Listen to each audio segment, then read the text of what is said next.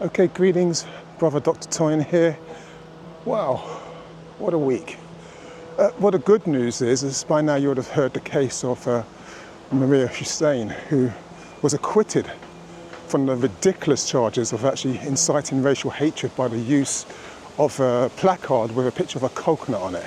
Now, I'm not going to go into all the details, I'm sure you're pretty familiar with that. But it does signal a worrying trend which is taking place in the UK. And that is of politicians weaponising both the police and the judicial system to prosecute those that they find offensive. And that's scary, because this is not the first case of this type this year. You might remember there was the Emoji Troll, as it was named by the social commentator Nels Abbey.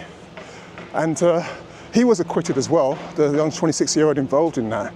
But we're seeing this repetition of right-wing commentators arguing that laws that protect people against racial hatred should be scrapped because essentially we are moaning about being offended.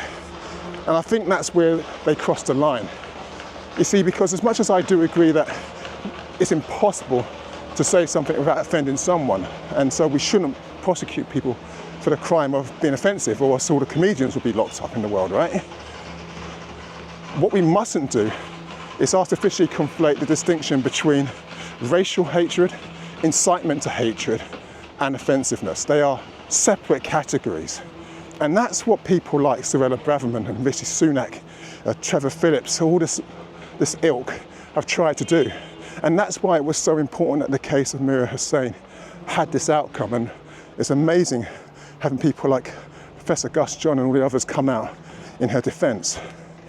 But this is not the time to rest on our laurels, because even though it was a positive outcome from a legal perspective, it was a magistrate's decision, which means that it potentially could be overturned by the Supreme Court.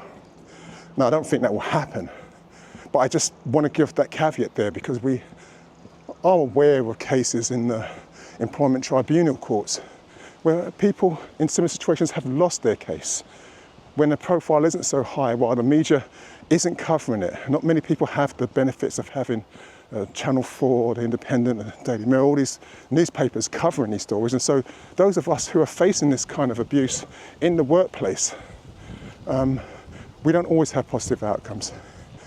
So anyway, big up yourself, everyone involved in securing this win. Just be careful out there. And may the ancestors continue to guide and protect us. Ashe.